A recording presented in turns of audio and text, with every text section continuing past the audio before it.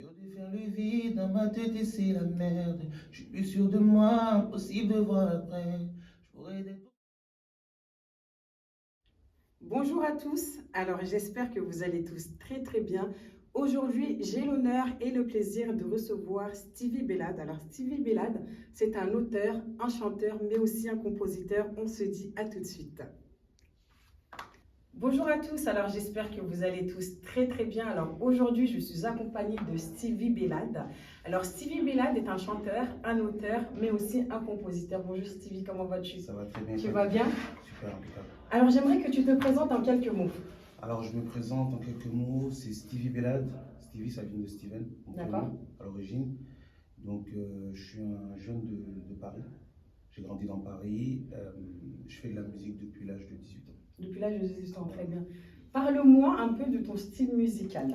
Alors, mon style musical, c'est un mélange de plusieurs influences. Il y a l'afro-caribéen, il y a de l'afro, D'accord. il y a du R&B, il y a de la pop. Donc, c'est pour ça que j'aime utiliser le terme afro-pop. Afro-pop. Ça définit, ça représente en fait tous ces styles-là. D'accord. Alors, tu sais, enfin, je pense qu'en tant qu'artiste, des fois, on prend pas du temps à se trouver, mais on se cherche avant de vraiment trouver son style musical. Est-ce que tu as pris du temps à trouver ton style musical ou Bien pas? sûr, bien sûr. Ça a pris un certain temps, mais ce qui est paradoxal, c'est que dès le départ, en fait, j'avais déjà ces influences-là. Ça veut dire R&B, que ce soit du compas, du zouk, etc. Et j'ai mis du temps à mélanger ces styles-là et en D'accord. faire vraiment mon style à proprement dit aujourd'hui, qui est vraiment l'afro-pop. L'afro-pop. Mais j'avais déjà des prémices de ce que j'allais faire déjà dès maintenant, en fait, dès maintenant. Très bien. D'où te vient cette passion pour la musique?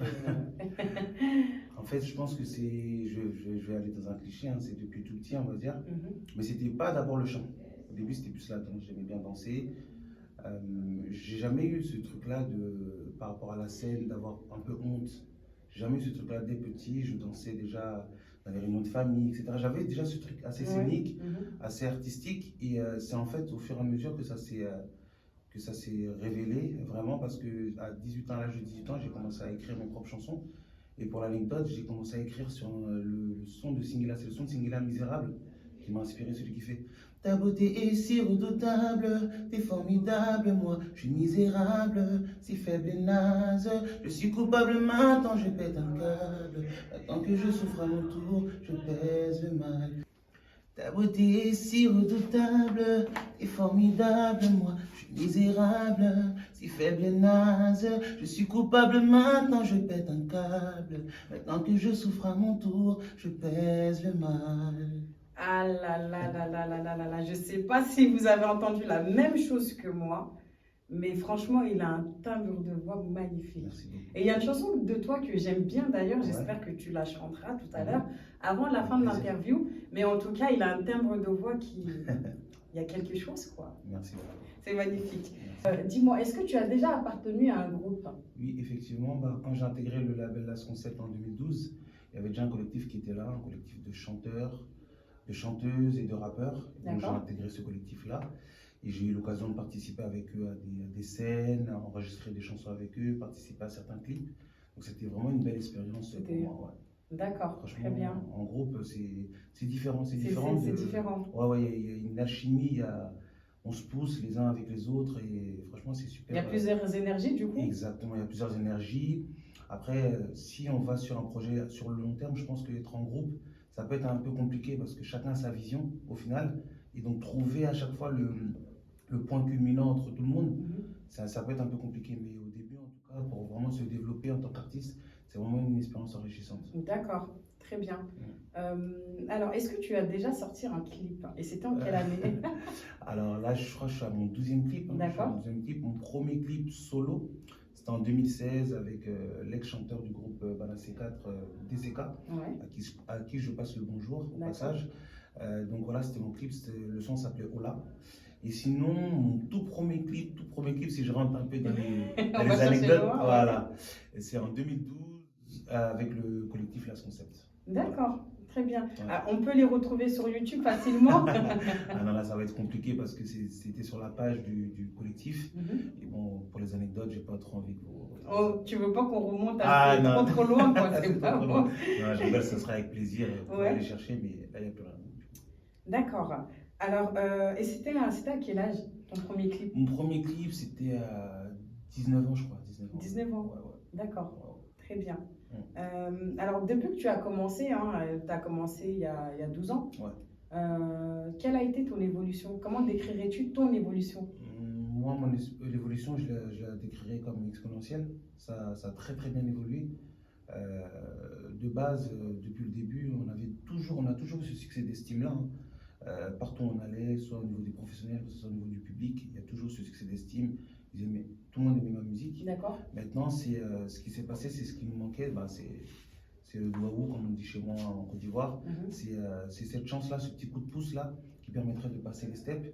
Et Dieu merci, aujourd'hui, avec le studio, avec les contacts qu'on a, ça évolue plus vite. Ça évolue plus vite et on a l'impression, les gens ont l'impression que c'est maintenant qu'il se passe quelque chose, alors que depuis très longtemps, il y avait déjà cette qualité de musique. Et donc voilà, moi je pense que l'évolution est très bonne et que ça va dans le bon sens, quoi. D'accord, très Ouais. bien. Alors, tout à l'heure, tu as mentionné le nom d'un chanteur avec qui tu as Collaborer, collaboré. exactement. Et c'était quoi le premier... Le titre et la musique, Le c'était... titre, ça s'appelait Ola, c'était un son assez électropop. C'était à une époque où justement je cherchais un peu mon style musical. Et donc je l'avais fait avec DCK. J'ai fait d'autres featuring même derrière avec un qui s'appelle La Go de mon secteur avec Suspect 95. Parle-moi de tes événements marquants. Alors, un événement marquant récent, ça a été à la session d'écoute de l'album de VG Dream. C'était en avril dernier. Donc c'était à l'espace Paul-et-Loire. D'accord. Donc il y avait 500 personnes. C'était pour vraiment faire écouter son projet. Et j'ai eu l'occasion de faire la première partie en fait de VG Dream. Ça a été super. C'était une super expérience. Et moi, j'ai l'habitude de tester des trucs, de proposer quelque chose de nouveau. Et souvent, les artistes, ils viennent, ils font du playback, etc. Et moi, je me suis donné l'objectif de proposer un live. Sauf que j'ai eu un jour pour préparer. Ça s'est fait vraiment à la dernière minute. Je suis passé même en premier. Et j'ai eu la standing ovation du public, quoi. Ouais. Donc, c'est un événement qui m'a beaucoup marqué. De par l'audace, de par les conditions et de par la grandeur du projet de l'événement, quoi. Très bien. Donc franchement, j'en garde des très bons souvenirs. Ouais. Mais moi, je pense que la musique, c'est quelque chose de... parce que moi, c'est pas toutes les musiques qui me transpercent le cœur, si je peux appeler ça comme ça. Exactement. Mais je pense que l'artiste, bien sûr. Je pense que quand vous faites une musique ou quand vous la chantez, il faut vraiment la ressentir pour pouvoir transmettre les émotions à votre public. Exactement, tu l'as très bien dit. Toi, en tant qu'auditrice, quand tu écoutes un son, tu reçois une émotion. Pour recevoir, il faut que quelqu'un la transmette. Donc c'est à nous, en tant qu'artistes, de transmettre ces émotions-là à notre public. Moi, les sons qui ont le plus marqué les gens, c'est les sons où j'ai donné le plus d'émotions, où limite je pleurais même en studio. Par exemple, il y avait Inconnu, le son que j'ai interprété justement à la session d'écoute de VG Dream, qui faisait j'ai entendu les échos, t'es posé chez un autre, t'as changé de vie, t'es beaucoup mieux sans moi, t'as disparu sans un mot, aujourd'hui je suis inconnu, je sais pas si c'est ma faute, mais t'es mieux sans moi, il paraît que t'es mieux, il paraît que t'es beaucoup mieux sans moi. Donc ça c'est un son où je parle d'une rupture sentimentale et c'est un son, quand j'ai enregistré même, moi j'avais les larmes aux yeux. Moi j'ai les larmes aux yeux, j'ai envie de pleurer là. Ça fait plaisir. Donc c'est ça, les sons que j'ai enregistrés pour ma mère aussi, Maman Yako, c'est un son qui parle en fait de lui-même. Ça veut dire que beaucoup d'artistes, surtout beaucoup de rappeurs, ils disent des choses qu'ils ne vivent pas vraiment. Après il y en a qui sont bons acteurs, donc ils arrivent à faire quand même transmettre une certaine émotion. Et sinon en règle générale, dans le chant en tout cas, tu ne peux pas te tromper. Soit tu transmets une émotion, soit tu ne transmets pas. Soit tu transmets. Il faut la vivre. C'est super important. C'est super important, franchement. Là, je suis restée sur le chant qu'il vient de faire là et ça m'a ramené très très loin dans mes souvenirs. C'est le but, ça fait ouais. C'est ça. Stevie, comment est-ce que tu te vois dans les années à venir? Moi, je me vois comme un artiste accompli. Ça veut dire vraiment pouvoir proposer la musique que je veux, que j'entends. Ce qui est assez paradoxal dans la musique, c'est que tu peux faire la musique dans ta chambre, mais à un moment donné, quand tu veux la commercialiser, il faut un peu t'adapter à ce que les gens écoutent. Donc ce ne sera pas la musique que je vais proposer tout de suite, ce sera la musique que j'aime, mais ce ne sera pas totalement ma musique. Dans quelques années, j'aimerais bien me voir accompli et pouvoir proposer une musique que j'aime, un album ou vraiment une musique que j'aime et la faire partager à mes fans et qui se retrouvent dedans en fait. D'accord. Donc moi je me vois toujours dans la musique, artiste accompli, après développer d'autres filières. Par exemple, je sais que je sais écrire, donc écrire pour des artistes, composer, aider à composer Très bien. voilà, avec d'autres musiciens. Et voilà, toujours dans la musique, parce Toujours que dans la c'est musique. mon cœur, hein, Ouais. je ne la lâcherai pas tout de suite. Quel est ton dernier mot de la fin?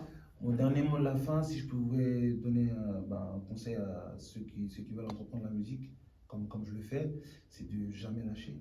Ça paraît bête, ça paraît simple, on dit jamais lâcher, mais c'est vraiment jamais lâcher. Ça fait 12 ans que je suis dans la musique, ça prouve vraiment ma persévérance. La détermination. Et ça prouve ma détermination, ma passion pour la musique. Et moi, ce que je voudrais dire à mes fans, c'est continuer à me suivre, continuer à me soutenir, à me donner de l'amour. Ouais. L'amour, c'est ça qui change le monde. L'amour, c'est quelque chose, vraiment, c'est le sentiment le plus pur. Donc, merci pour cet amour que vous me donnez. Il y a Doudou, il y a Classé qui arrive le 10 juin. Donc, le 10 juin, voilà, les gars. Je pense que vous allez adorer. Restez concentrés. Restez très concentrés. Ça va bien se passer. Clôture-moi cette interview-là, Stevie, avec une musique, avec ma musique, celle que je veux. Celle que tu veux? Ouais. Bon, je fais le refrain de l'anneau alors. L'anneau qui est disponible toujours sur YouTube. J'ai déjà fait plus d'1 million de vues. D'accord. C'est mon premier gros single. Mais je l'aime trop cette musique, moi. C'est gentil, ça fait plaisir. On y va ensemble. On a déjà connu le pire, le meilleur reste à venir. Faire de toi ma base, c'est ça l'idée. Laisse les gens parler dans le vide, je sais lire dans l'avenir. Faire de toi ma base, c'est ça l'idée. J'ai déjà prévu nos bails à l'abri des soucis. Je vais faire de toi ma femme, si moi on n'a qu'une vie. On a déjà connu le pire, le meilleur reste à venir. Faire de toi ma base, c'est ça l'idée. Yes. Je l'aime trop cette musique. Allez la regarder sur YouTube. Vous allez danser dès les premières secondes, ça je vous l'assure. On arrive à la fin de cette interview avec Stevie. Franchement, connexion, elle était parfaite. Hein. C'était incroyable. Il a bien passé. Du coup, on arrive à la fin. J'espère que j'aurai l'occasion de faire d'autres vidres avec toi, Stevie. Et franchement, un plaisir. Merci. Et malheureusement, on arrive à la fin. Toute bonne chose a une fin, comme on dit très bien. Mais il y en aura d'autres. Ça sera la première, mais sûrement pas la dernière. On est ensemble. On se dit à très bientôt. Salut!